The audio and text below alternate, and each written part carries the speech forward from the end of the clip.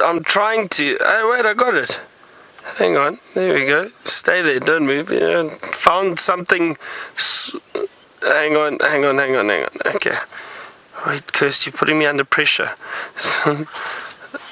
I'm trying to. I lost it. No, the pressure's too much. The pressure's too much. I found something small, and now it's. Wait, there. No, it's tiny. It's literally on a blade of grass. Now I'm trying to have a look at it. There we go. Wait, there. What is that? There we go. Look at that. There is an insect, everyone, and it moved. And it's alive. And it moved. There it is. It's alive. It's alive. I don't know. I have no idea what that is. It looks like a little mite of sorts.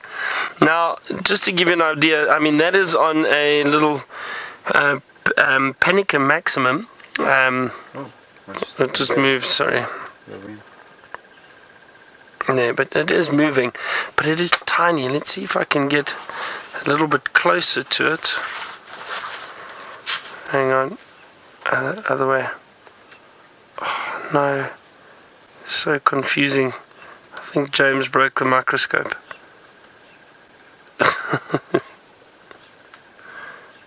There we go. Okay, stay there. Now, let's try this.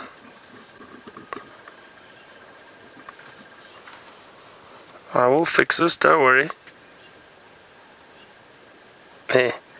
Now, what is that? I have no idea. I have no clue. And I think I have discovered a new species of insect. I doubt anybody has ever seen this, because the Byron bug. Thank you, Kirsten. I'm not sure. It looks very interesting though, but I do think it's a little mite of sorts. As I said, it is on and I've got another bird that I'm going to show you shortly, but it's on a little Panicum maximum leaf inflorescence. That's what it's sitting on, and that is tiny, and I'll show you just now just how small it is. But I've got some birds that I would like to show you that I don't think the girls have shown you yet. So Kirsten, if you could please put me on the dam cam, because there we go. Oh no, Taylor got them already.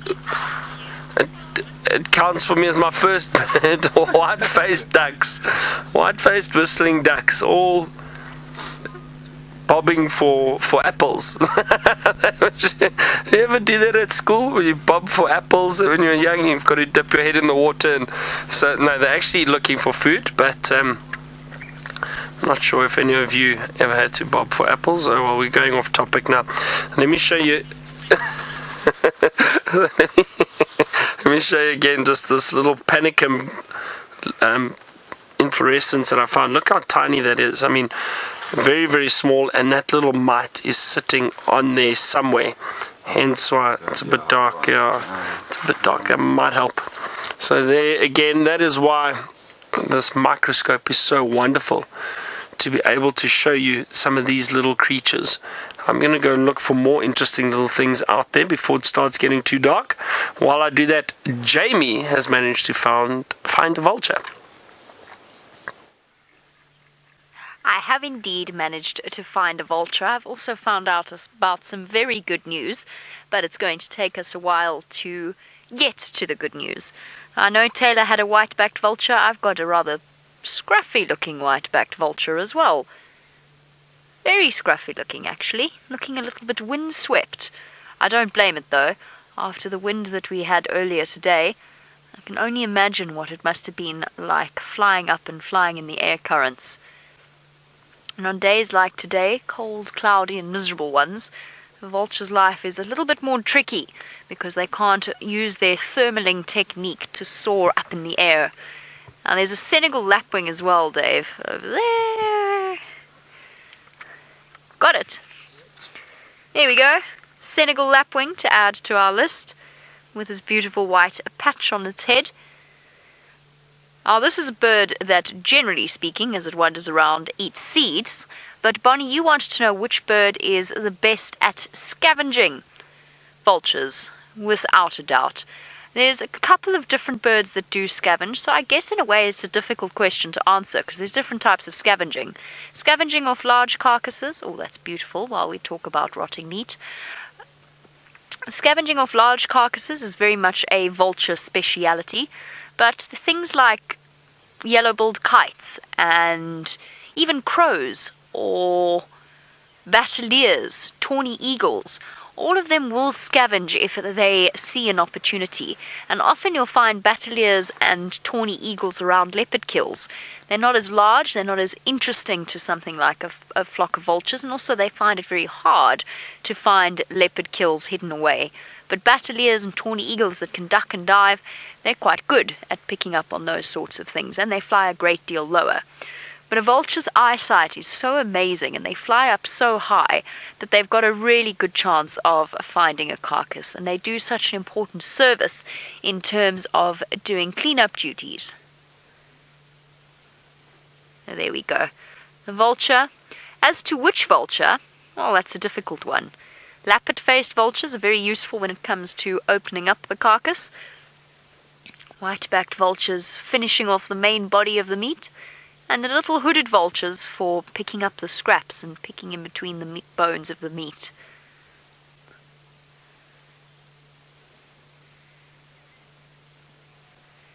Can still hear a rattling stickler, but I don't know where I don't think we're going to manage to get it on camera. They're so hidden. There's some waterbuck and some impala ahead of us. I am going to make my way towards the dam, but I think unfortunately that might take us through a little bit of a gremlin hollow while we do. So while I do that, let's see how Taylor's doing and whether or not we're still tied. Well, we're just about to actually cross another bird off of our list. And if you listen very carefully, you can even hear it making its call.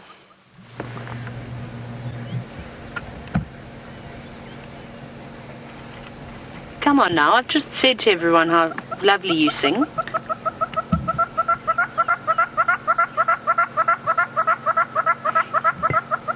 And that, everybody, with a beautiful voice, is a southern red-billed hornbill. So now we've ticked the 2 common hornbills off of our list, but just one, which is actually quite unusual because they are monogamous and they live in pairs, unless the other one is perhaps on the ground foraging for all sorts of delicious treats. I'm not sure, but that's actually quite an unusual sight to see one hornbill just on its own. I know, Senzo, I have an idea. Let me go forward. Hopefully this bird doesn't fly away. And the reason why I want to go forward is who wants to see a rainbow behind a hornbill? Let's see if we can line this up perfectly. So I'm going to just wait for... Look at this. How cool is this going to be?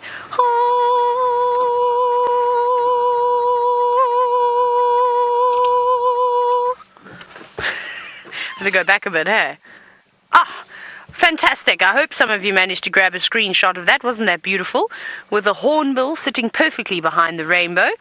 It was quite interesting. Didn't work as well as what I wanted to, but I thought it was fantastic.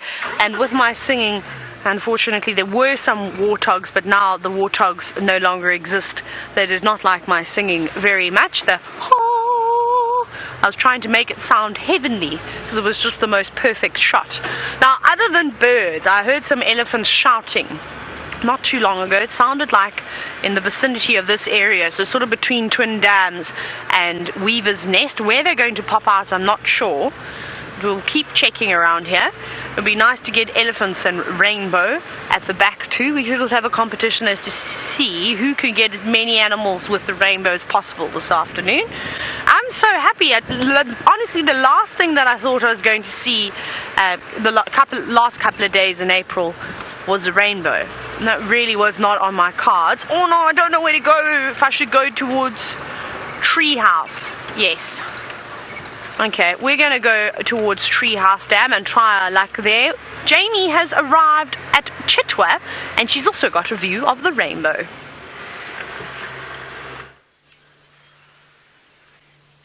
Look at this. It is utterly gorgeous.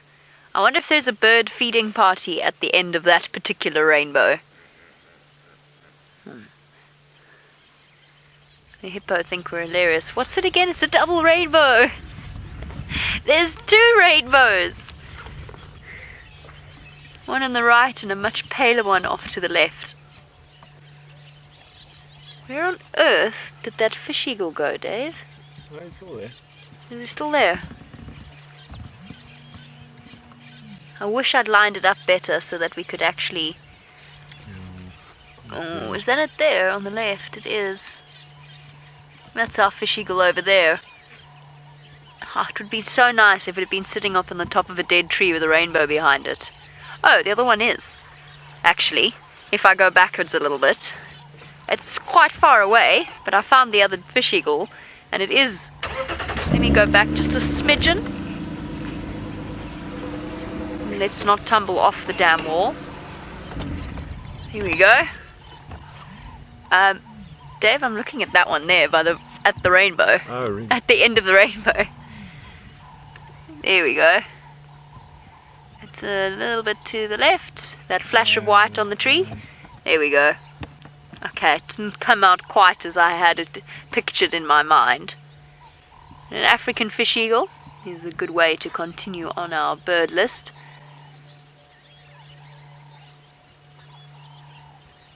Alright, we'll come back here, but first let's go across to Taylor's bird before it flies away. Oh gosh, it just flew away! Literally, as Jamie linked across, it flew away. It was a golden-breasted bunting. Let's see if we can find it again. No, it was so beautiful. And we haven't been seeing them around for quite some time. Can you see? I can see the kudu. And there's an... Okay, well, let's quickly get the oxpecker. There's a kudu walking through the bush that has a red-billed oxpecker on its back.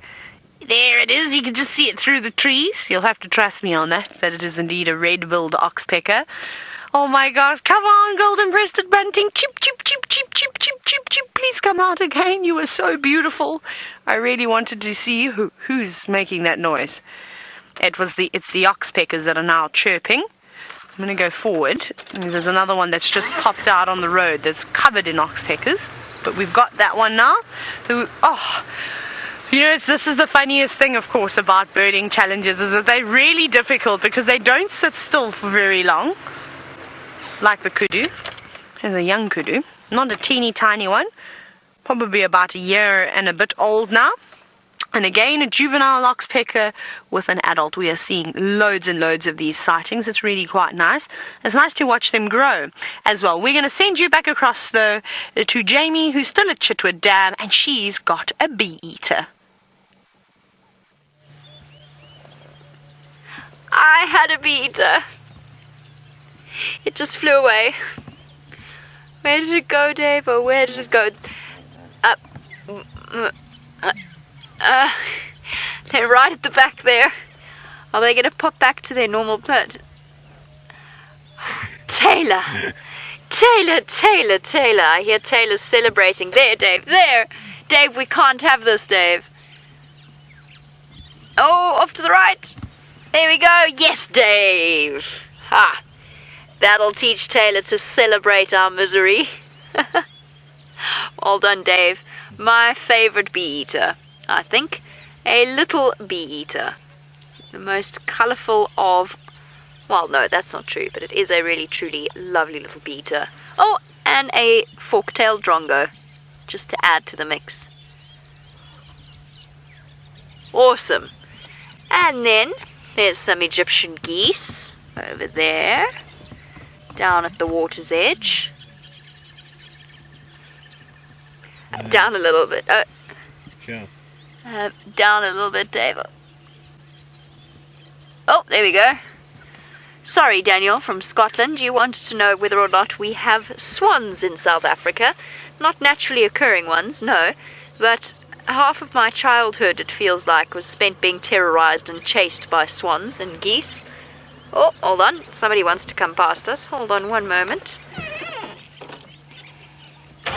Sorry, everybody. Somebody is desperate to get past me on this damn wall, and there's not really all that much space for us, but we'll figure it out.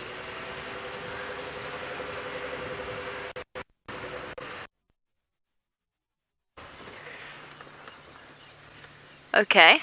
changes things a little bit. It's an awkward position to be in, but just be patient. We'll let the chaps go past us, and then we'll go and look at the buffalo weavers that I can hear chirping away. This is a really good place to come and do some birding. How's it, guys? How are you?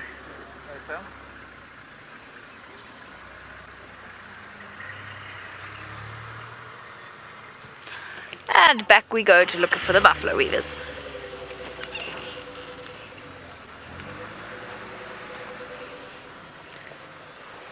Whoa, let's not fall off the dam wall backwards, Dave. Really uncomfortable. And then we'd have to go swimming. Is that a red-billed? It is a red-billed hornbill! Duck, Rollo, duck! That stuff down on the ground. There we go. Red-billed hornbill. Tick!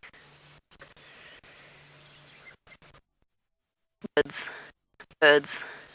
Most of the weaver species that I've already covered, so we can't do that one. But a red-billed hornbill, collection of yellow-billed hornbills. Now all we need is grey and ground, and we'll have completed the most commonly seen ones. There's one more thing I've got to show you and add to my list. And to do that, I'm going to have to shift the vehicle around a bit more.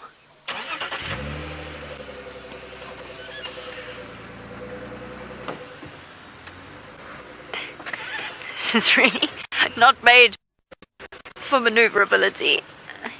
In those nests, Dave, are the buffalo weavers. Let's grab them as well while we can. The messy ones off to the left are your best bet.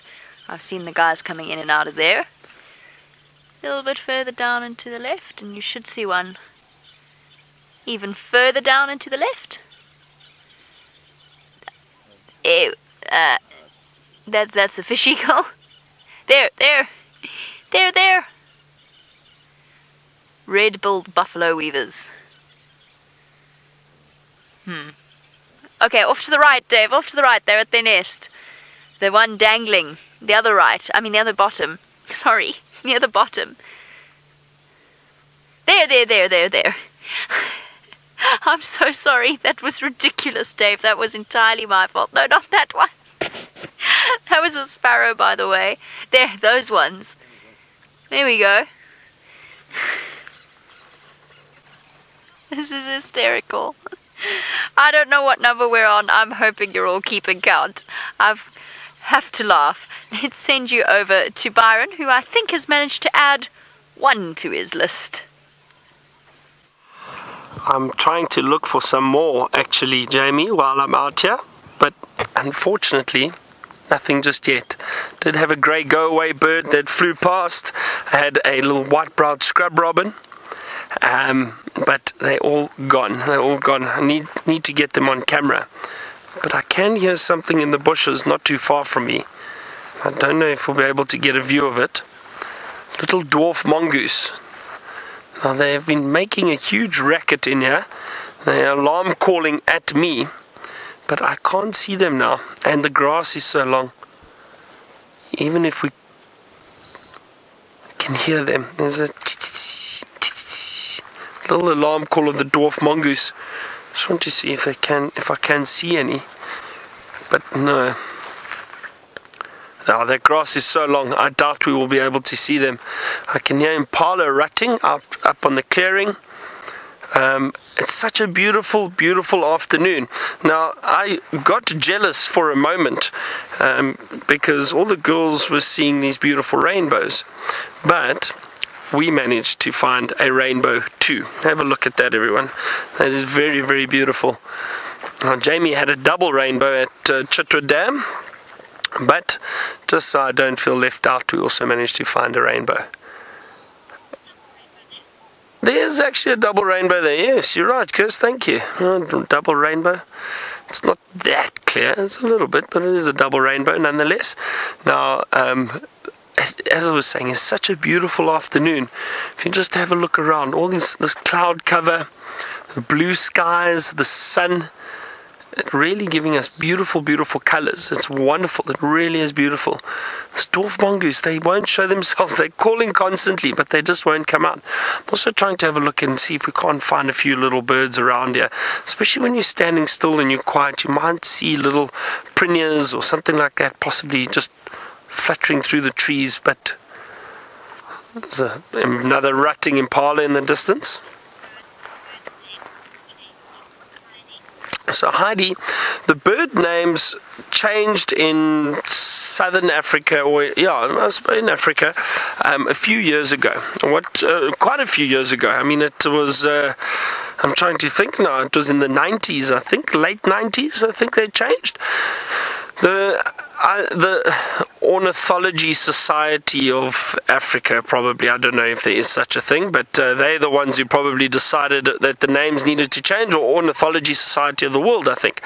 What the reasoning behind it was apparently that they wanted to create a set standard of bird naming throughout the world, but I find that very hard to believe, and I find it confusing, because they named some of the birds, like we used to have what were known as the luries, for example, purple-crested lurie, the Knysna lurie. They have all become turacos. Now, the turaco makes sense because of the tyrosine in their feathers, the reddish color in their feathers. But the grey lurie, which was a lurie or is a lurie, a bird making a noise behind me. What was that? I'll look for it now. But the grey lurie has now been called the grey go-away bird. Don't know how that makes sense, but so there's a bit of I don't know. I think there's not really a clear balance. I think some birds change their names for no reason, but there was a society that decided it would create an international standard of naming, and that's where it came from. But that was changed so many years ago. Technically, we shouldn't be referring to the old names at all anymore. So everybody who says, well, that's an old name, it's been an old name for almost 20 years. So I think we need to just get over it and move on and just use the new names from now on.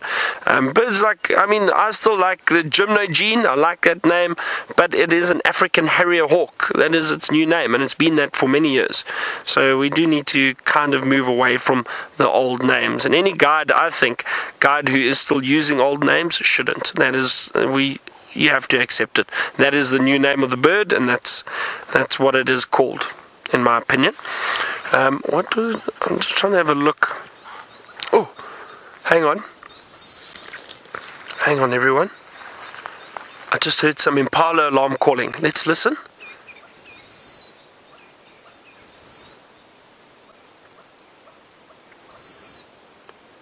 Now they've stopped. Now I wonder. Now there were males ratting around there. And we do know the males do still snort, and that sometimes tries to get the female. They try and get the females to come closer to them. Females think there's possibly danger, so they come closer to the males, the ones who are alarm calling, because they think maybe they're the ones who see the predator.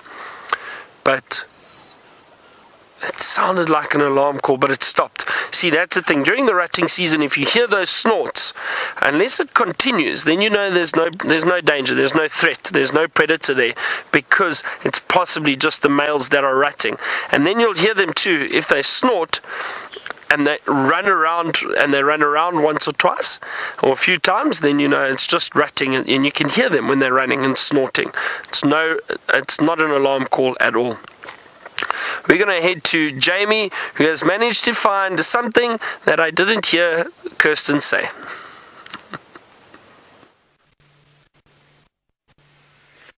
I found a three-banded plover, which you might be saying, well, Jamie, you've already had a three-banded plover.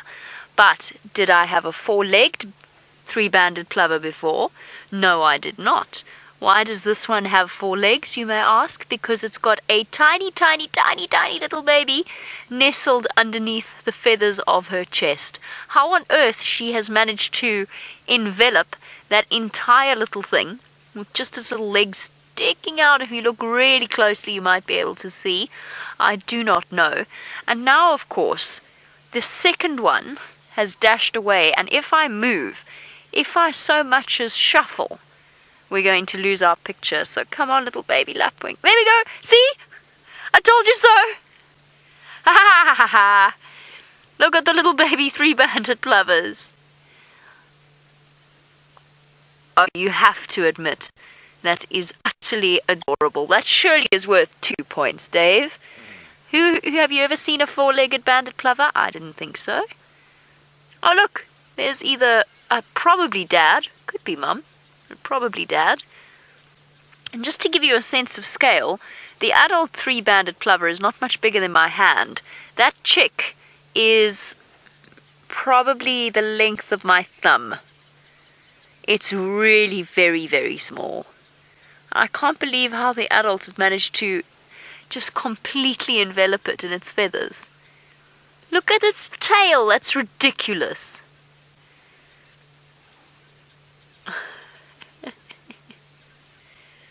It looks like a cartoon baby bird, doesn't it, Dave? It's so adorable. I'm so glad we managed to get this on camera. Dave and myself are at a very precarious angle in order to see them.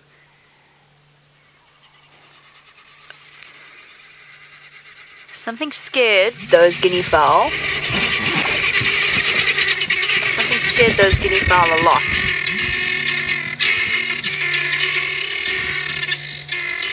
Just sit here quietly. Oh, guinea fowl, by the way. Check. I hear an alarm calling.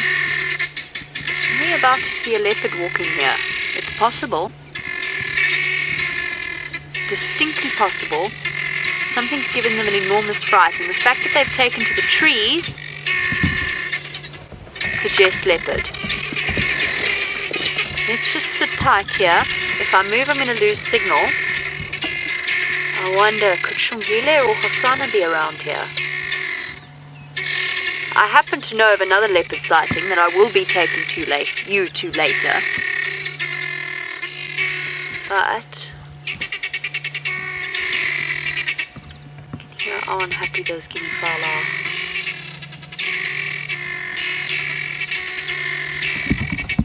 Here we go, Djuma. Just listening. There's a vulture taken to the skies, probably off in search of a suitable resting point. I really, really want to go and check what's happened here. It's right on our boundary, but I better go and have a look and see what's happening there. I'll get back to you shortly. In the meantime, let's head over to Taylor. We're sitting with the laughing dove at the moment. Finally, we've been trying to tick this one off the list for most of the afternoon, and every time we get a good view at one, it flies away. But this one likes the camera, apparently, and I think it was coming down to take a sip of water from that mud wallow that is just behind it. But that's all, not all that's lurking around. I've actually heard a couple of elephants making a bit of noise behind us, so I'd love to go and, of course, see if we can find them. Perfect timing, thank you, bird. Just in time for us to move off. But now we need to do a bit of reversing. I'm going to turn around here. I think we're going to have to try and go into Mamba to see if we can find those elephants. I think they've moved quite quickly. They've come from Treehouse Dam side and then they sort of moved east. Because I just see their dung and their tracks everywhere. Like I keep driving the wrong roads and then missing them, and they're getting further and further ahead of me. So we'll go back down towards Twin Dams again. And we're on Twin Dams now, but the actual dam itself. And just before it, we will turn left down Mamba Road. And then I think we'll get another view of them. We've been doing a lot of birds. We haven't really seen too many mammals, so I'd love to see an elephant this afternoon, especially before it gets a little bit too dark. And it sounds like they're having a whole lot of fun. Two little ones are trumpeting. I don't know how many of them are in the family group. Maybe it's just young bulls too. Here we are. Let's go through. But I think they are down in here somewhere. Maybe in the Mulwati. Maybe they're not too far away. Let's see. And the Mulwati is a very good place, of course, to find birds too. Yes, the dung is very fresh. We can't be too far. Still wet urine down on the ground, and of course the trumpets are again in a giveaway. Section Mulwati. And now we start searching. Of course, we've ticked the doves off. We just don't have an emerald spotted wood dove yet, which we could still see. Right, elephants. You can't be too far from here.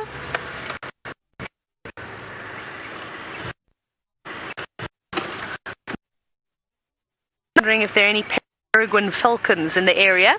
Occasionally we do see them.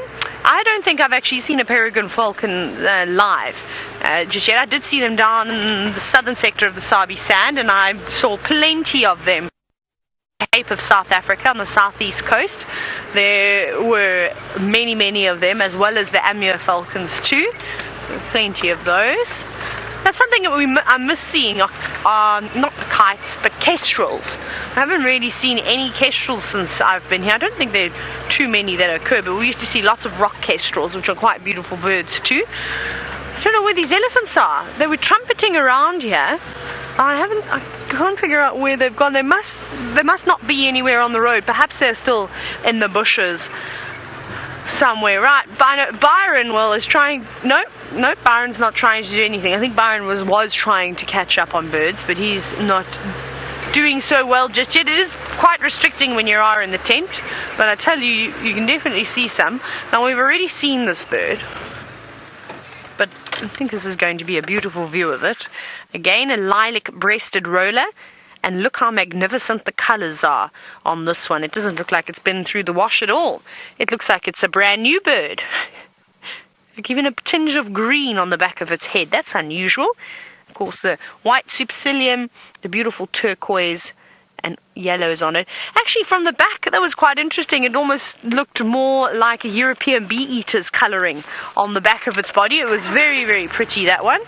Lovely. And I think it's this light as well. This light is just doing wonders for us this afternoon. Okay, now what we need to start doing, because I don't know, I think the elephants could maybe just be off and out of our reach, unfortunately, is what we should do is start looking on tops of termite mounds, because now it's getting quite dark. We're getting to the point where the Natal spurfowls and the Swainson spurfowls are going to start positioning themselves quite high up to do a last call for the evening. So, and I'd like to tick those two off of the list for this afternoon as well. But we'll have a look here, and we're going to be going in an ad break shortly too, in 2 minutes. Can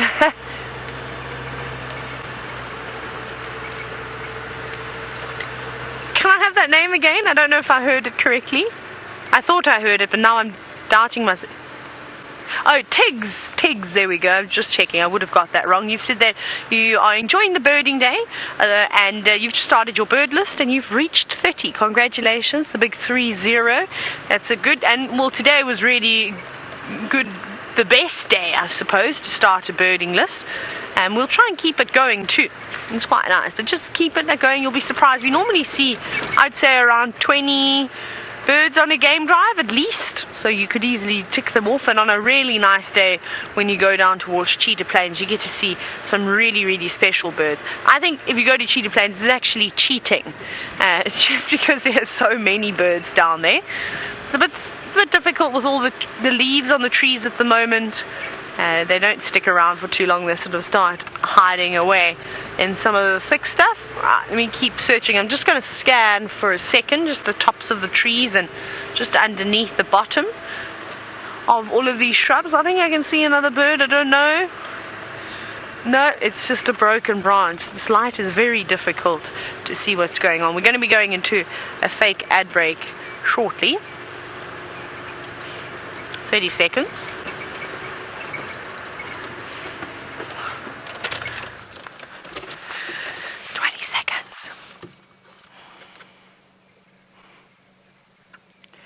We're going to be going off to a short ad break. We're surrounded at the moment by evidence of elephants. We've heard them trumpeting. The sun is starting to go down, so we're running out of time to find them, so stay tuned.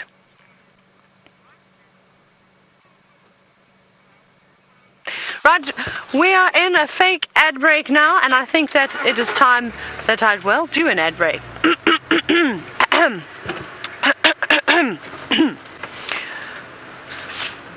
Good afternoon, ladies and gentlemen. You won't believe we're having a special at the moment just for you. We'll be selling all sorts of goodies, all types of merchandises, from mugs to t-shirts to hoodies, maybe even a hot water bottle, jacket, I don't know. But head across to, I don't know what the address is, but I think there's a thing that pops up somewhere on the screen, and you can type that link in and go and buy lots of goodies. Now, you have to do it. This is a hypnotizing ad too, so you will go and buy things at the shop now. You will go and buy things at the shop now. No, I'm just joking, right? I'm not doing ads anymore. It's ridiculous, cursed. And I'm not selling things. But yes, we are indeed, that wasn't a joke. We are selling lots of merchandise at the moment, of course, for our 10 years. So head across and have a look at that website for all sorts of things. I don't know if I heard correctly, but it sounded like Kirst said something along the lines of Byron is having a tea break and he's made himself a cup of coffee. So Taylor, I am. It was getting a bit chilly in the tent here. I didn't make the coffee though. It's actually coffee. Our dear friend, big boss man Tristan, in fact, made the cup of coffee for me. So thank you, big boss man. It's starting to rub off. It's going to stick, Tristan. So not too much going on around the tent at the moment. A few last little calls from, I can hear some Franklin in the distance giving their final calls. It is starting to get quite dark around us. Hang on, I did see a little bird just fly past. Let's go see if we can find it. What was that? I just caught a glimpse of something fly past. But listen, I'm not sure if you can hear the sounds. Here we go. It's a very rare hornbill. Now it's been spotted, so it doesn't really count. Just the two of them in the tree over here. Seb, can you see them? Yeah, they're jumping around. Two little hornbills.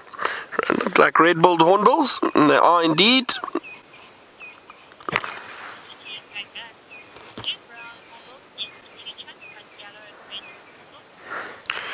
Kitty kitty bang bang, you wanted to know about the ground hornbills. Where do they nest?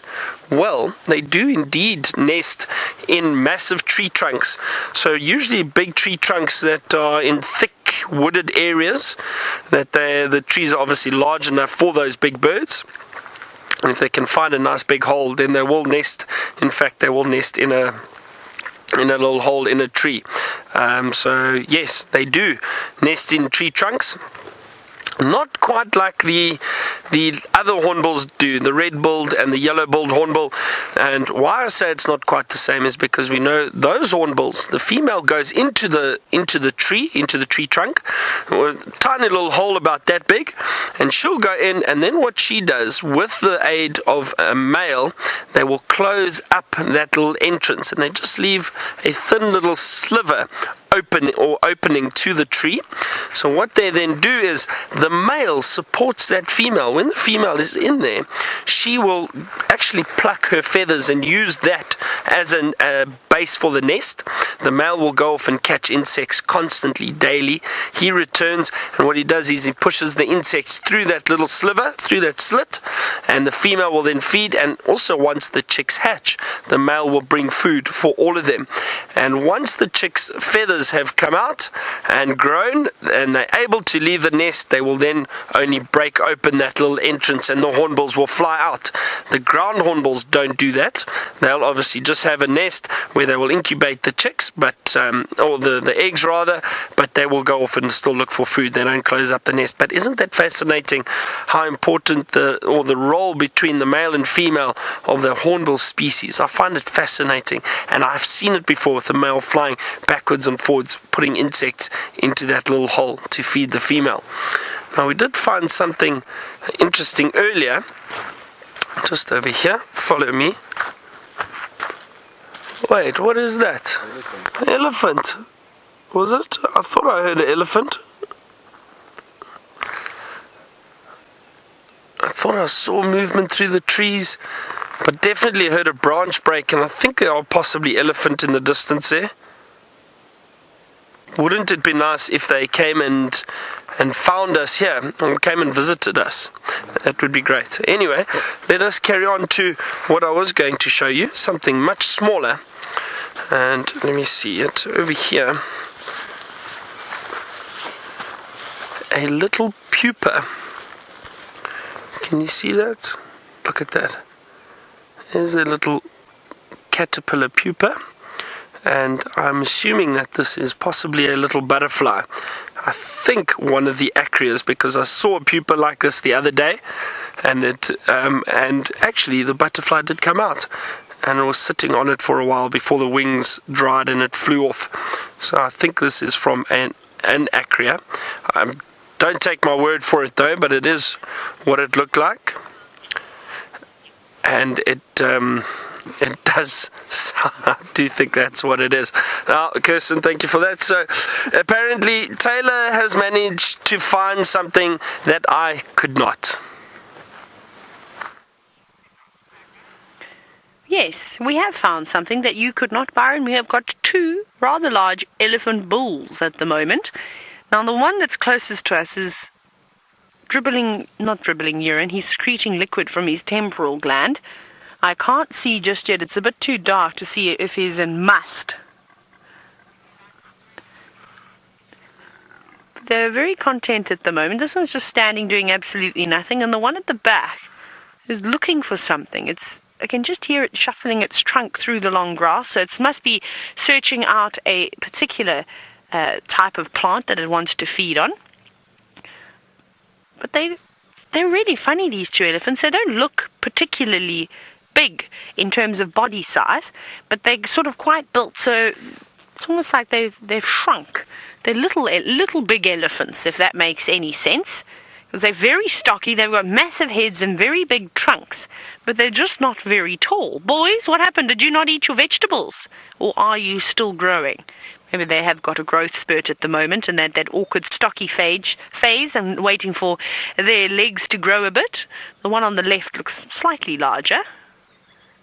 Not by too much, just a little bit taller. Now he's being swatted. Did you see that? He was swatting him with his tail.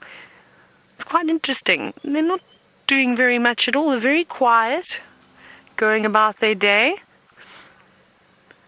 It is beautiful, but it's getting dark very quickly, unfortunately, this evening, with all of the big dark clouds that have all of a sudden surrounded us. Yesterday it was much lighter at this time. Now I'm just listening. There's all of a sudden an influx of vehicles going up and down and around here. Now I'm trying to figure out why they are perhaps driving around here. There was some talk of wild dog not too far from here, somewhere around Gowrie, Maine. So it is possible the dogs could have come back around this way.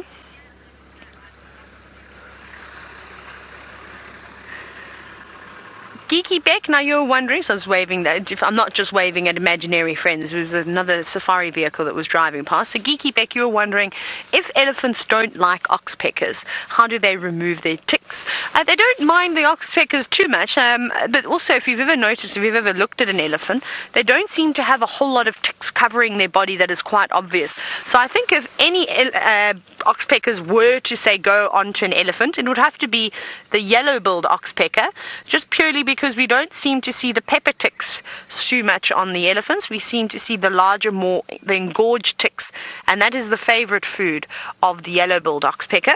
So what they do, Geeky Beck, is that they rely on having dust baths and mud baths to control their parasite populations. So, of course, what the mud does when they do have a mud bath is that eventually that mud dries and it suffocates all the insects, and then they'll rub themselves up against a tree or anything along those lines, and you can normally, if you look carefully enough, it's a bit dark now, but we'll check tomorrow morning, you can actually see on a rubbing post where some ticks have been left behind. The rain has all of a sudden started to come down. I think we may have to put our rain covers on, actually, which means we'll have to move away from these elephants. It's just this cloud that's above us. It's quite dark, so what I'm going to do is I'm just going to reverse for the moment.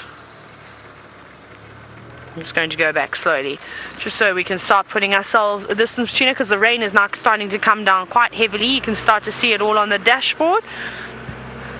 Alright, we're going to reverse out of the sighting of the elephants. I don't want to frighten them with the rain covers, but we'll need to put them on. Let's go back across to Byron, who is now really cozy and in his tent. I am indeed. So I suppose in the end our decision to come to the tent paid off. It is starting to rain. It looks very dark and, excuse me, Dark, and a word we all like to use a lot on Safari Live, ominous. We need to think of something new, I think. Perhaps we'll think of something. But it is looking very dark out there at the moment and around me. So I suppose I'm going to stay in the tent.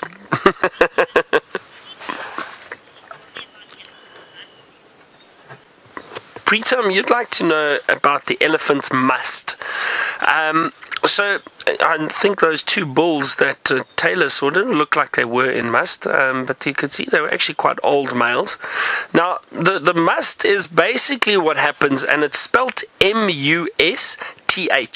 It is originally, I think it originates from India. I think it's an Indian word.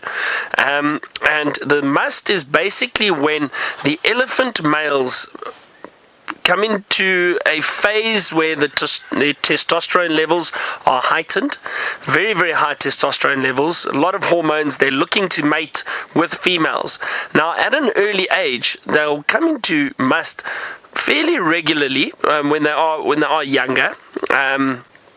But it doesn't last very long, and the reason for that is also the big older dominant males will suppress that musth in the younger males, and just by them being present and around those males, their musth disappears. And I think it's because those larger males, if there's another musth bull around, they will fight them and they will challenge them. So those younger males then they go out of musth, and I'm not sure how they control it, but the older males will go into musth a few times a year, but it will last for quite some time, for quite a long period, and they'll constantly move around looking for females and trying to mate with them. And it is a very pungent smelling time for those elephants. You can smell them immediately when they're in musth, but it is interesting how the older males will stay in musth for much longer until they find a number of females to mate with, and the younger males, they'll come into it every so often, but then it gets suppressed by the older dominant males. And we know that those young males often follow those big bulls. The reason for that is that the younger males will learn so much from those older bulls. The older bulls also kind of keep balance within the elephant society. And it sounds strange, but they do. In a lot of game reserves where elephants have been introduced, for example, in certain areas, if there aren't big dominant males, the younger males will often cause havoc. It's happened in a game reserve known as Pilanesberg, not too far outside of Johannesburg. They had a number of elephants, younger elephants that they introduced. These young elephants were became quite aggressive. Here comes the rain. Sounds wonderful. And these young elephants were quite aggressive, and they were attacking and charging other animals. And they actually ended up killing, can you believe it, a few of the rhino in the game reserve, which was obviously a problem. And they weren't sure what the reason was. And the reason was they didn't have big dominant bulls to put those younger bulls in their place, to teach them what to do and how to react.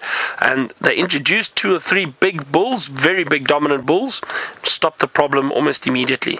So very interesting how the influence of a big dominant bull is so important for the rest of the herd and for the elephant, and especially those young males. I hope that explains a bit of musth. Right. Peter Point, he's asked, what do you do if an elephant charges you? Well, so James has got quite a funny story, and I'll ask him to elaborate on it a bit. But when I was training, I was on a bush walk by myself and learning roads and so on, and I had a big stick that I used to walk with. Sometimes we take sticks with us on walks. It's just nice to point things out or whatever. And then an elephant mock charged me, and I waved the stick and shouted and got it to stop and move off. And James always teases me that I challenged a elephant with a broomstick, so that does sometimes work. But no, in all seriousness, you're meant to stand your ground. That is generally the important rule. Stand your ground. If an elephant comes at you, usually they'll lift their heads and they make themselves look bigger. If that happens, it's not a serious charge. So it'll just be a mock charge. You know they're most likely going to stop. Stand your ground, often clapping your hands, just making a noise. That's why waving your arms or a stick or something. The elephant gets a bit startled and it should move away. However, if an elephant drops its head and tucks its trunk away, it's trying to protect that trunk, that's usually a sign that it's most likely going to be a full charge. Then, unless you can get behind some trees or rocks, you're in a bit of trouble.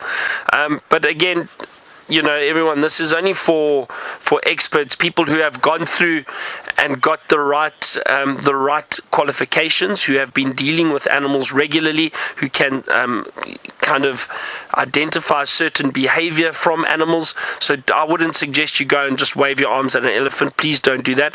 Only go out into the bush with professional guides, well qualified guides. That's also very important. And then, you know, generally we do know what to do in certain situations. Now, speaking of what to do in situations, what is Jamie doing in the cold?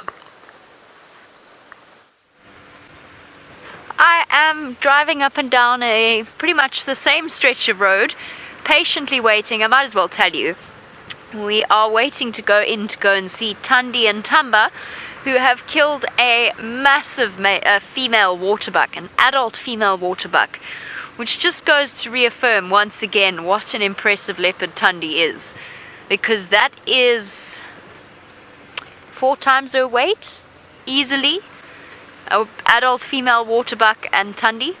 So it's a really truly impressive thing to have killed. Unfortunately, though, it seems as though everybody in the world would like to go and see Thandi, which is fair enough. I understand that. I want to go and see Thandi. I can understand why they want to. So what we're doing is we're just, well, lurking once again, waiting for our turn to go in and see her. I haven't seen her in such a long time. I want to go and see how big Thamba's gotten. And Dave has never seen Thamba. Have you, Dave? Exactly. We're not going to pass up this opportunity, but it might just take us a little while to get there. While we wait, we'll go and search for nocturnal bird species. Let's see if we can find an owl or a nightjar, or surely a bronze-winged courser. There must be a bronze-winged courser somewhere.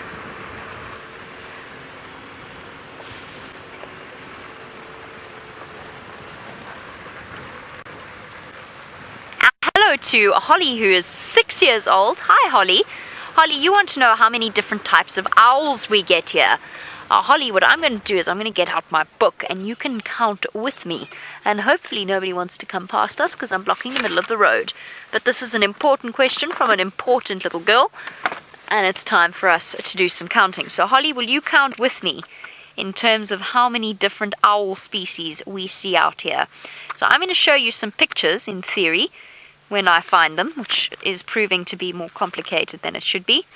It's mainly because I've forgotten how the alphabet works. But, Holly, you can help me count. So, let's start there.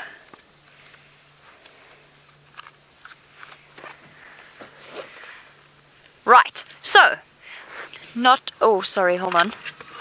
Hold on, Holly, sorry. Standing by.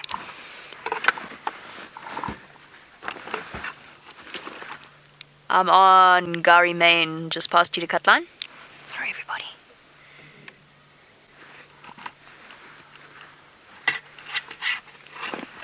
Copy that, awesome, thank you. Oh, sorry. The radio's caught under the rain cover. Mornay is just letting me know that I can go and take first standby for Thandi, so we're getting there. Right, Holly, but I haven't forgotten about you. Not all of these owls, let me tilt it forward a little bit. We don't get all of them. But here's one we do see. That's a barn owl. So that is 1. And I'm not going to count the ones that we might see but we don't see. So let's turn the page. That's 1 owl that we do see. And here is another owl that we do see. So that's 2. That is a Verreaux's eagle owl. So that's 2. And then we get, if we flip over the page, we get this type of owl, which is a spotted eagle owl. So that is number 3. Are you still counting with me, Holly? Okay, now we've got some of the smaller owls. So there we go. Here's number 4. That's an African scops owl. And now we're going to turn the page again because we get little owls, and we're going to count those as well. This one over here, a southern white-faced scops owl. So that's number 5. And then the little ones. There's number 6. That's a pearl-spotted owlet. And here's number 7. That is a barred owlet. And there we go. So that's 7 different species of owl that we get out here. Owls and owlets. Let's go and see if we can find one of them for Holly, because I love them and I think Holly might as well. Let's go and find them. Oh. We are almost at the point where we can go into this leopard sighting. So I'm actually going to turn around, go back on myself and start heading in that direction. I live in hope we're going to get there eventually. We've still got a while left of our sunset safari. How long have we got, Kirst? If we get there and we don't have any signal, I'm going to cry. 40 minutes. Okay, we've got plenty of time. And the nice thing about waiting our turn is that we are going to get to spend lots of time with her as well, because nobody else will want to come after that. Oh, that's pretty pleasant. And interestingly enough, the other leopard that Mornay has found, the reason he's letting me take standby 1, is Hosanna on Little Gowrie.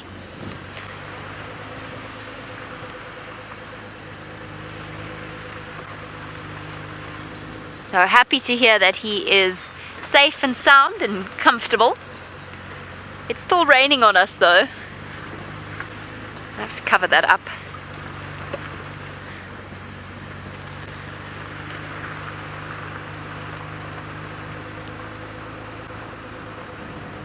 I promise my distraction will be worth it in the end. I hope it will be worth it in the end. And it's not going to be like the sticks the other night. Although that paid off in the end. But when we waited...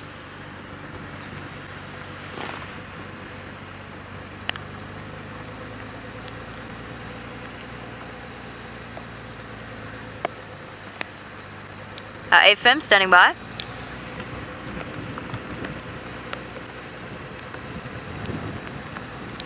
Gowrie main, Cheetah cut line. Birds! Birds! Thick knees! Spotted thick knees!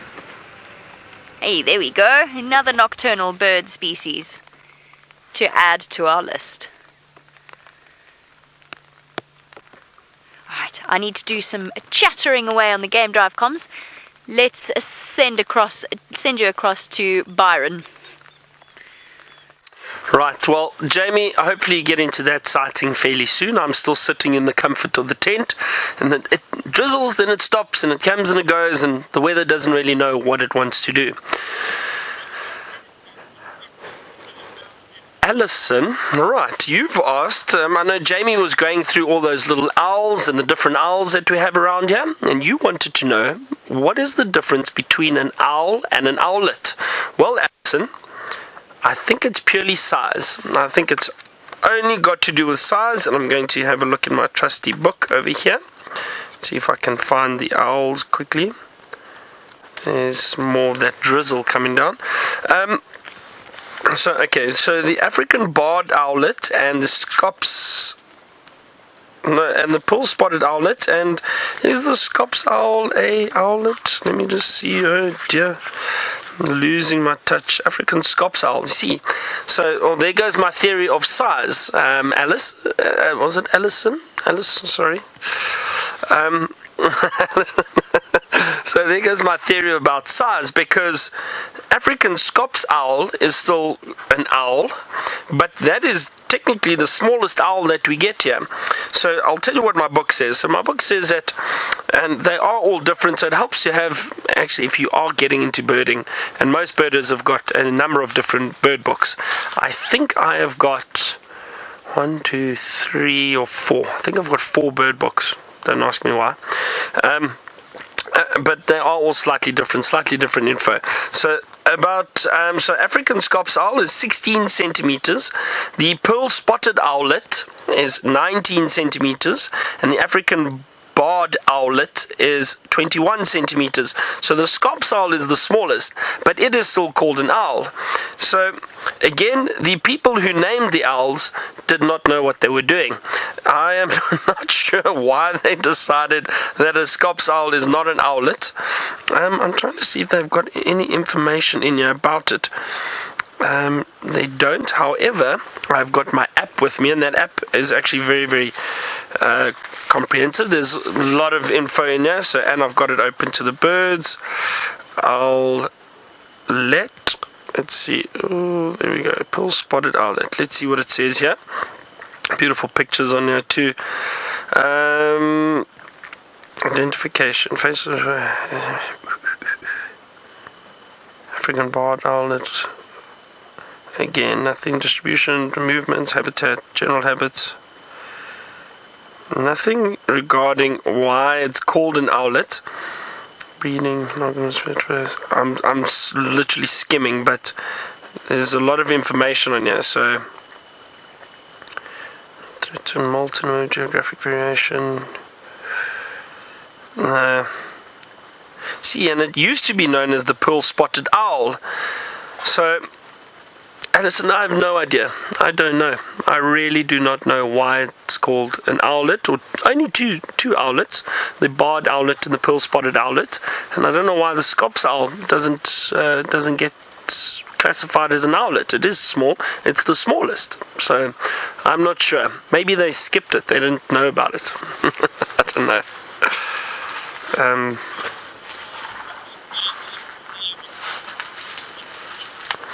George, you asked, isn't it dangerous to be in the tent at night? No, I don't think so. I don't feel in danger at all. There's a lot of light around. You're not necessarily just going to get animals walking up to the tent. You may do. And George, I have camped throughout many different areas of southern Africa, in the bush, in the middle of nowhere, just in a tent. You're completely safe in a tent, to be honest. Now, some of you might be thinking, well, what about the lions, or what about the leopards? If they come, all they need to do is scratch the tent and it will tear open. I get those questions all the time. That's not the case. These animals generally they see a barrier. It's an unfamiliar barrier. It's not something that they are interested in, so they tend to stay away. I've had hyena and that sniffing up against the tents, but also if you make a noise or whatever in the tent, they get a fright and they move away. All those animals will do. So you're safe in a tent, but just make sure the tent is closed, because if you fall asleep and the tent is open, that could potentially be dangerous, because these animals are curious. They'll pick up on an unusual scent and they may come wander in. So if you do go camping ever out in Africa, always keep your tent closed. But you're safe in a tent. Some people nowadays have got the rooftop tents on the vehicles, but and those I don't know, they're nice, but I don't find them practical, because if you're camping on the roof of your car, if you want to go for a drive, you need to put the roof down and or the tent down, pack everything up, go for a drive, come back, put the tent up again. I'm happy sleeping on the ground in a tent like that. Now, Cedar, you asked, how do we get back to the camp from the tent? Well, luckily it's not too far. It's not too far. We'll have a torch and we'll just walk back. It's okay. Luckily I kind of know what I'm doing out here, so that helps a bit. I'll keep Sebastian safe, I promise everyone. I know that's what you were secretly worried about, is how safe Sebastian would be. So we'll look after him, don't worry. I'm trying to think, unfortunately, because it's drizzling and raining, I can't really just wander out there anymore and see what we can find. So I'm confined to the tent at the moment. Now, there's a lot... Now, the viewers are all saying that a baby owl is called an owlet. But then why is a scops owl not an owlet? So, yes, I suppose the owlets, the little babies, are called owlets, but it still doesn't make sense to me as why two species out of all the owls that we get are referred to as owlets, and the smallest one isn't an owlet. So I'm not sure. I actually would just want to double check in this app again, just with the it's definitely not the scops owl, African scops owl, just an owl. There we go. You can see that. They're beautiful pictures of them. Let me turn it like that for you. Look at that. Beautiful little owl. You can hear that pitter-patter of the rain on the tent now. It's actually a wonderful sound, and I must be honest, there's nothing better than falling asleep in the bush when you've got raindrops on the roof. It's lovely. It really is lovely. So I don't know. Again, this owl question has stumped me. I'm not sure. And it'll be interesting if anybody can find out why just those two species are owlets and the others aren't. Oh, shame. I wonder if the girls are alright out in the bush. Jamie, she hasn't got a roof on. I think they're okay. I don't think they'd be too bad. It's not raining very heavily. It's unfortunately one of those things. So, but luckily we are in the tent, so we can keep you entertained, hopefully. Don't forget, send us your questions and comments about anything really while we're in the tent. I mean, if we're not finding anything new, it's always nice to chat about anything. It doesn't matter. So if you have any questions about anything, send it through #SafariLive, and we'll happily answer them for you. I hope everyone is having a good weekend so far. I'm not sure what day is it? Saturday. Oh, Saturday. Not sure where everyone is in South Africa. It's a long weekend again. April is littered with long weekends, so everybody's away, and so many people going up to the bush over these long weekends. So please travel safely if you are. Enjoy the bush, and hopefully you all have a lot of luck with some great wildlife viewing. Now I'm just thinking now. I didn't really get a tally recently of the girls' birding competition and how they were doing. Last I got, it was pretty close. It was neck and neck. It was a bit of a tie.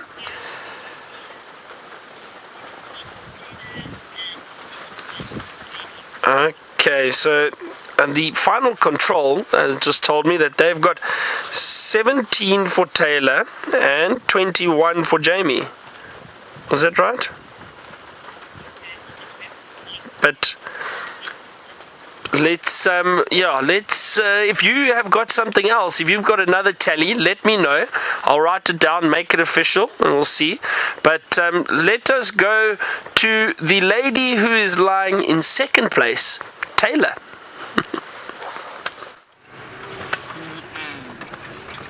I'm not very happy about this, that I'm in second place. Can I make it up? Who have we got in the middle of the road? It looks like a bronze-winged courser just sitting over there. So we should be on 18 now. And what happens if we watch a bronze-winged courser make a kill? Do we get any bonus points? These are the hard-hitting questions that I want answered this afternoon from the directing team. Now, I don't know what little hoho is crawling around there. And when I say hoho, I mean any kind of insect. It actually looks like it could be a wasp, don't you think? Yes, it is possibly a spider hunting wasp. So hoho is a word we use in South Africa for insects. It's a strange word. Hoho. G-O-G-G-O. Hoho. That's how you spell it, right, Senzo? You do, hey? Okay, it was nice to see that little wasp and a bronze-winged courser. It's not over yet, of course. What we could do is we might see some birds that are perched, and then maybe we'll be able to do infrared if the rain lets up, because we are getting drizzled on. Actually, it's harder than a drizzle now. I suppose we could call it rain, and it's not very pleasant. And there was thunder rumbling. All these things were happening this afternoon.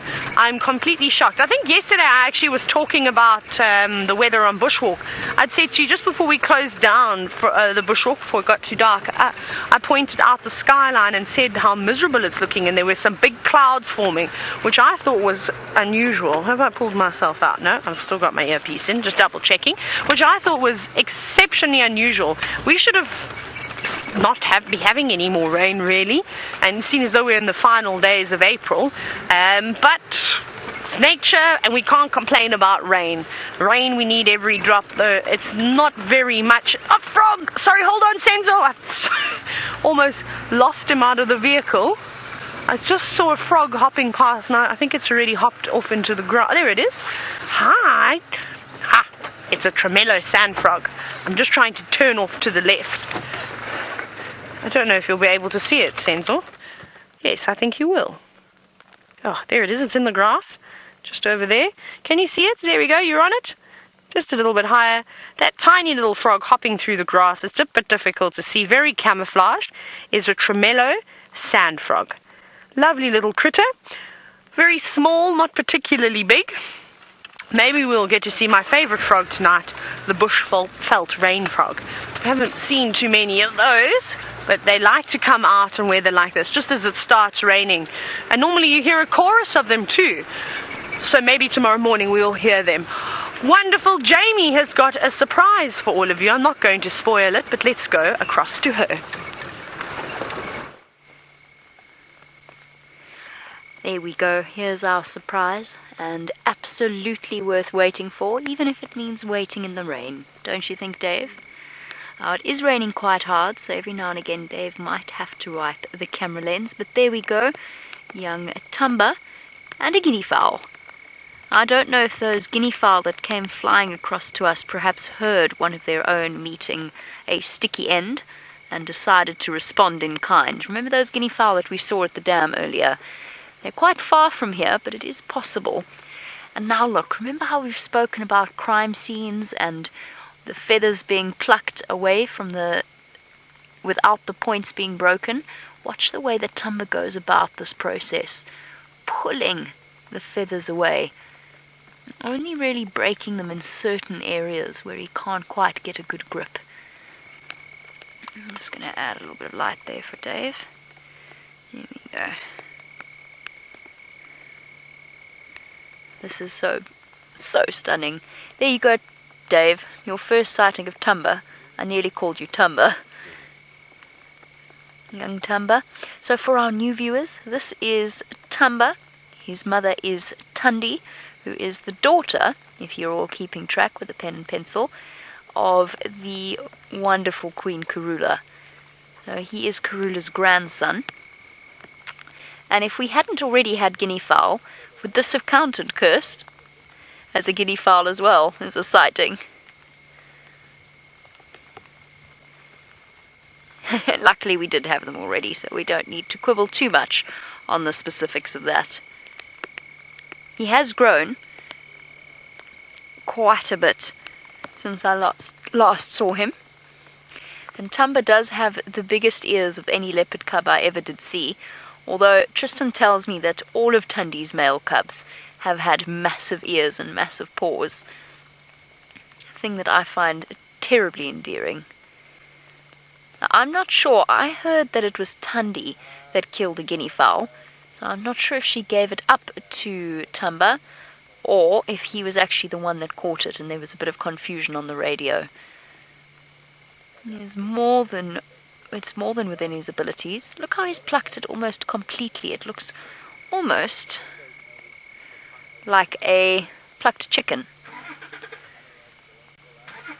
Painstaking business, but obviously Thamba considers it worth it. Especially, I suppose, if he'd made this kill himself, he might be even more particular about plucking away at the feathers. Even though his mum has a full adult waterbuck not far away from where we are now. At his age, between sort of around about 6 or so months, we start to see leopard cubs making their first small kills. And of course, every successful kill is a lesson learnt and a lesson in confidence. And every failure is also a lesson in its own way. Dave, I think we should go forward. I think we should scoot forward quickly. Apparently all of you are asking about where the waterbuck is. I actually don't know. I've just spoken to Andrew. He thinks it's a little bit further to the east of where we are now. The reason I'm settling with this, not settling, that is completely the wrong way of phrasing it. The reason that we are enjoying Thamba and not Thandi and Thandi's waterbuck is because, there we go, that will help, is because it's now, apparently I've heard a report that Tundi has almost completely disappeared into the long grass. Now what that means is that I would have to go blundering about in the dark, in the long grass, to try and find wherever she is. And Tundi in particular, obviously we never ever want to invade the personal space of any of our leopards, but Tundi just by nature has a slightly larger personal space than the other leopards, and she gets very, very upset if you do that. So I don't want to go blundering about in the dark in a way that causes her a disturbance. Now I'm just going to have to turn this light off because otherwise I'm going to blind the oncoming vehicle. So I'll keep it with a spotlight only.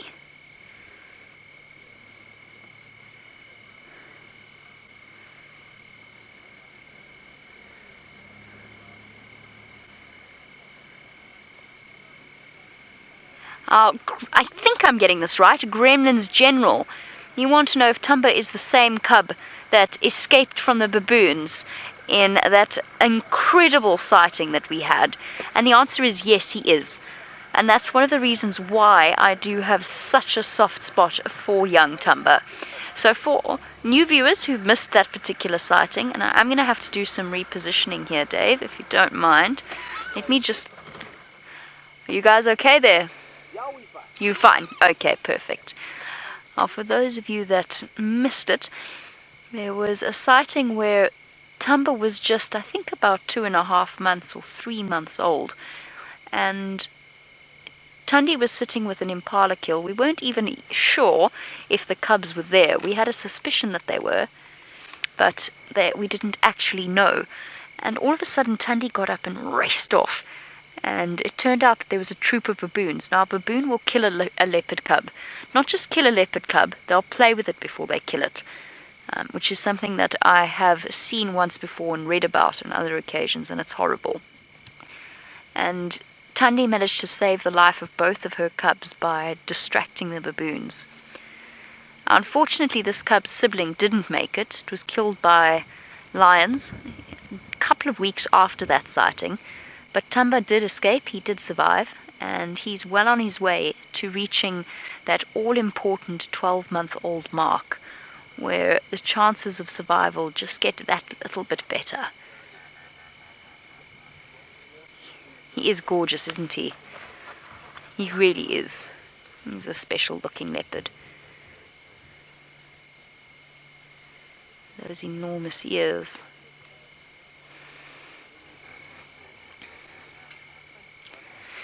Now, Cora, you want to know why the leopard isn't scared of the spotlight. Well, Cora, the reason that the leopard isn't scared of the spotlight is because it's something that he's become accustomed to. Now, he hasn't been exposed to this since he was little, because that's one thing that we're very careful about, is spotlighting leopard cubs beneath a certain age or below a certain age. However, you'll actually find that leopards who are spotlighted, skittish leopards, are more comfortable at night with a spotlight on him or on them than they are during the day with just a vehicle driving around. Because they know that it's nighttime, they just feel that much more secure in themselves. So even the most skittish of leopards, and Thamba is not a skittish leopard, his mother gave birth to him underneath the lodge. Now the reason that it doesn't affect him in any way is because of the reflective layers and the different types of cells in the back of his eyes, so in his retina, and that essentially bounces the light back, so it doesn't dazzle him in the same way it would you or I. However, just in terms of sheer respect, I try and make sure that my spotlight is down on the ground next to his face. There's my spotlight over there. I try and, personally, it's a personal preference, I try and keep my spotlight down out of the direct face of the animal. It doesn't seem to bother them, but it's just a preference that I have. I feel like it's only polite. Oh, you've got an itchy ear, boy. He's also got beautiful bottle green eyes. You might also be asking yourself, well, why are we spotlighting him with this kill? Typically when a leopard has a kill on the ground, we don't spotlight them. However, guinea fowl is okay. A guinea fowl is unlikely to attract any major attention.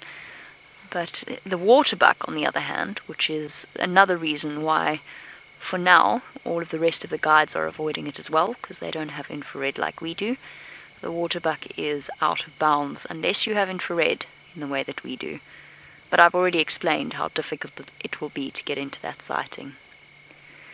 Somebody's not particularly hungry. Someone's obviously been eating waterbuck all day, because you've got a very full belly and you're not exactly tucking into that guinea fowl with any great enthusiasm. There's been a lot of procrastinating happening, little man.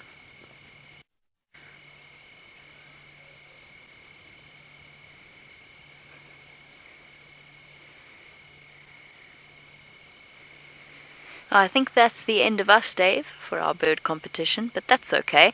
I wonder if Taylor has any intentions of continuing. Obviously, Jamie, because I want to beat you. No, I don't know if we're going to have much luck. I think I just saw, I'm going to jump out the car, because I don't know what I thought I'd just seen. Me just check to make sure that it's safe. I think it was a bushveld rain frog that was crawling across the road, but let me go and investigate. Let me also take a torch. I'm going to dig in my box of tricks so that I can see what I'm looking at too. Oh, that's a thorn tree. Where are you? Whatever you were crawling around here. To just ruffle the grass a little bit.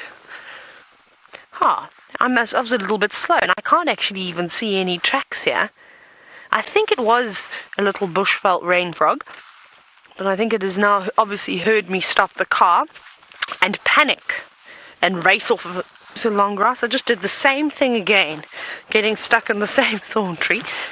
Well, okay, so that fella doesn't want to be seen. Let me get plugged in again. Let's carry on searching. I think we're going to get lucky. I think that's my request for the evening, is to spot a bushveld rain frog, the grumpiest frog in the entire world. But they've got the most beautiful call, and they really are funny to watch. Let's see. So that's what I'm doing at the moment. So instead of actually scanning up and on the trees, I'm doing that a little bit. Mainly I'm searching on the floor, just because I want to find all these weird and wonderful creatures of the night. But how exciting to see a leopard! That's something that I did not expect this afternoon. It was a lovely surprise, of course, and I'm sure that you're all enjoying Thandi and Thamba, the two leopards that I've still not seen. One day when I'm big, I'll be allowed to see those two leopards, but for now, they just keep avoiding me. I miss them all the time. Right, chameleon, frogs, owls, so we can continue searching and playing the bird game. See the point? You're wondering why we haven't actually been seeing many frogs, and well, I think that's just because the rain there was quite a big gap in the rain. A lot of them have already done their explosive breeding, where they'll breed in these temporary pools, so they've done that quite early on in the bulk of the rainy season. And now, because it's getting a bit chillier too, we're going to start seeing less and less of the insects as well as the amphibians. Because we've got a bit of moisture out this evening, there's definitely a chance, as we saw very briefly, that tremolo sand frog out about, and I'm pretty certain it was a bushveld rain frog that crawled off into the long grass. So we might see them for the next couple of days. We'll just have to wait and see. I hope that this is not all the rain that we're going to get. I really hope we get 10 or 20 mils of rain this evening while we're all sleeping, not on the safari, because if we have a roof then it's very difficult to see birds and things. But that would be fantastic. That would be the ideal, and it would just top the dams up nicely too and last a few more weeks. So that would be really helpful. And I said earlier, I heard thunder, just one set of rumbling, and then that's really it.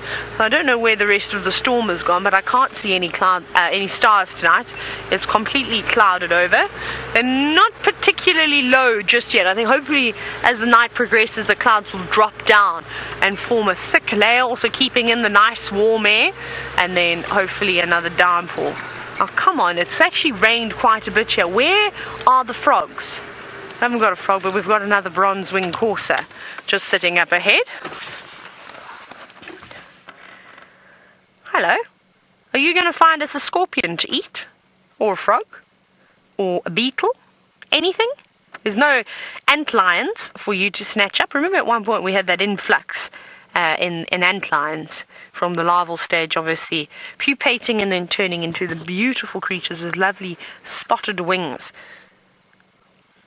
And I'm not talking about you, bronze-winged courser, though you're lovely. Like I said earlier, these are one of my favorite nocturnal birds, as well as the nightjars. It'd be nice to see a nightjar, to add that to the list.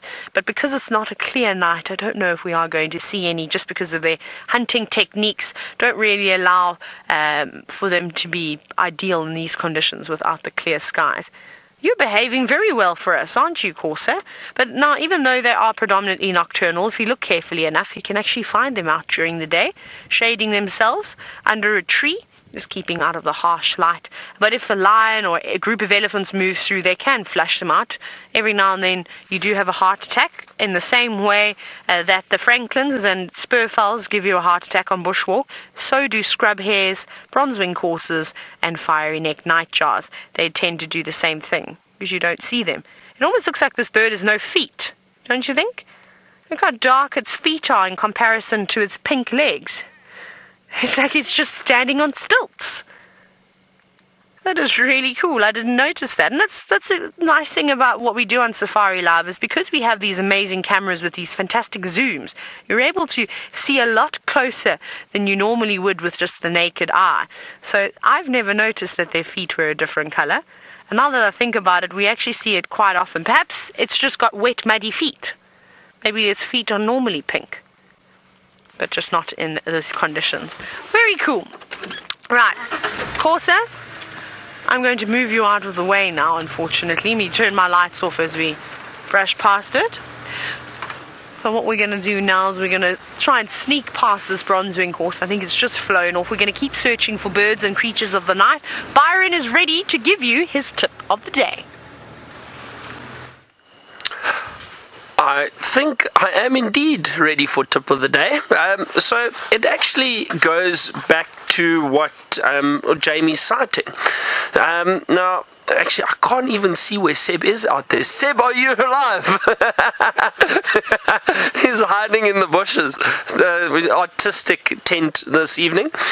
So Jamie mentioned something in her sighting about her sensitivity towards Thandi, not wanting to go crash through the bush because she knows that Thandi is just not a skittish leopard. She's just a little bit more sensitive to vehicles getting too close to her, and that is so important. And I mean, you know, Jamie's a wonderful guide and just shows there again just her sensitivity to that sighting, and also with the spotlight shining off of the leopard, not shining directly in its eyes.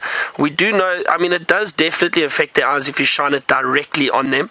It's not as bad, obviously, as it would be for us, but again, we need to be sensitive. So that's my tip of the day. If you're on a safari, or just general, if you're driving around in Kruger National Park, some people do go out by themselves and stay in the camps, but if you see animals, always remember to be sensitive. We are here to view them. We're not here to interfere with them in any way. Hopefully you don't. Sometimes it happens, but don't do it intentionally. And even if you've got a guide in the vehicle that you think is being a little bit insensitive, there's no harm in saying, listen, do you mind if we back off a little bit?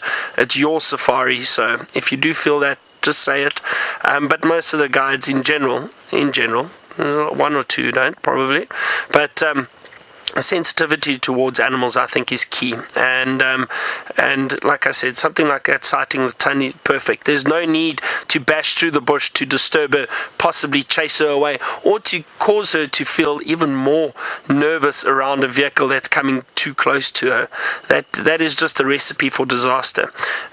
You know, we had a beautiful view of Thamba, and lovely to see him out feeding on that guinea fowl. I had thought the waterbuck had turned into a guinea fowl, in fact, but obviously the waterbuck was hidden somewhere else. But so that would be my tip of the day.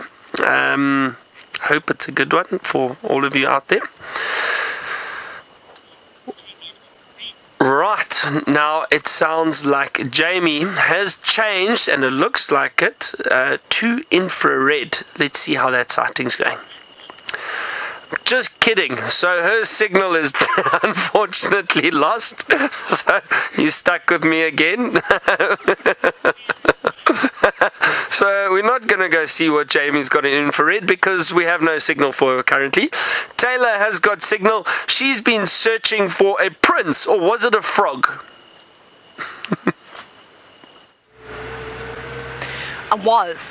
I'm now a little bit sad that I can't find my frogs. You know what I did just see though? And I accidentally scared it away. I didn't mean to. It was a spotted thickney. That would have been another one for the list. I can't believe I did that because I think that was my only chance now to see a spotted thickney out on the roads. As common as what there are, we actually see more water thickneys than we do spotted.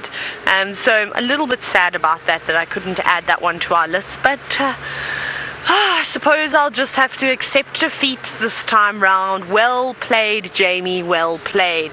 You did a sterling job this afternoon on cleaning up of the bird challenge. Byron, not so sure about you. I'm just teasing.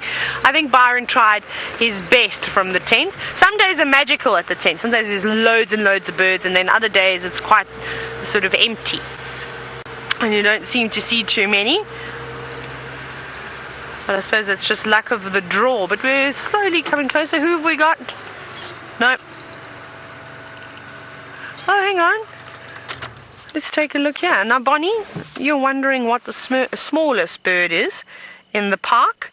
Well, the smallest bird is the smallest bird in southern Africa, actually. And it's the grey pendulum tit. This is not it. This is the thickney that I was talking about. So the grey pendulum tit is the smallest bird that we have in southern Africa. They make the most beautiful nests. And I have not succeeded in finding a nest since being up here at Wild Earth. But I have indeed found one, a couple of them down in the southern sectors of the Sabi Sands, where we used to see many of them out and about. I'm trying to think if I've seen a couple, but not very many. I haven't been able to put them on camera just yet. They're quite small. They're very tricky. And they move fairly quickly too. Birdie is looking at us. Please catch something for us, and spider or scorpion. I just really want to see a bird eating something tonight. Seems as though I'm not having any luck with the chameleons. I'm not having any luck with my frogs. And well, the birds are avoiding me, which is very, very sad and disheartening. I don't know how I'm going. Who am I going to challenge for birds? With Brent? I can still challenge Brent, I suppose, when he's in Kenya. That'll be interesting. Because that's actually going to be spectacular. You're going to be able to add so many new birds onto your list when we go to Kenya. And that's the beauty of exploring different locations, is that soon enough your bird list will grow to 500, 600 quite easily. So that's very, very nice. But bright yellow legs, bright yellow eyes, bright yellow beak. What a beautiful bird, isn't it? Mottled colors, fantastic camouflage. Hiding out during the day, just like the bronze-winged corsair. And that's why they have the not very colourful plumage. It's essential for their survival, but at night, it doesn't really matter too much what you look like, because it is fairly dark. But let's go past this thickney. Sorry, pardon, excuse me. It's a pity. It seems as though Jamie's not winning with the signal this evening. That area is quite difficult, though, to try and keep it around. Silly gremlins. Wait, another one. Sorry, birdie. Thank you. Maybe we get a night job. Maybe it is going to be my lucky day after all. Who knows what we may spot as we bumble about in the final minutes of the show. This is always the best. Maybe Tingana. Tingana, where are you? We've only got 2 minutes left. It's his cue. It's your time to come in front of the vehicle. He always does that. It always makes me laugh when the animals do things like that. I'll never get over sightings like that, or just watching the expression on the presenter's face whenever it happens. Now, Matt, I think I heard correctly. You're wondering if there's more than one species of zebra in the Kruger. We've just got one species. Oh, leopard. Leopard, not zebra. No, it's just this northern species that are up here. So they're slightly different to the Cape Mountain leopard, which you see along the western coast of South Africa, all the way down to the southern tip and then along the east coast. They're much smaller. And just because their conditions are different, they're normally living around on cliffs and mountains. They're hunting baboons and ground-dwelling birds, particularly guinea fowls, one of their favorite things. And they'll hunt small mammals too, like scrub hares, of course, you can name it, or duiker, steenbok, whichever small antelopes may occur in that area. And they also don't tree their kills like the northern leopards. But we don't have very much time with you this evening, but it's been fantastic. At least we got a quick glimpse of Thamba and Thamba, which was great, and they've got a big meal, so I'm sure that they will be around for tomorrow morning's sunrise safari. And a big well done to Jamie, who cleaned up on the birding challenge this afternoon, and I hope that some of you managed to get a few new birds. But please remember, join us again tomorrow morning where we do it all over again on the sunrise safari.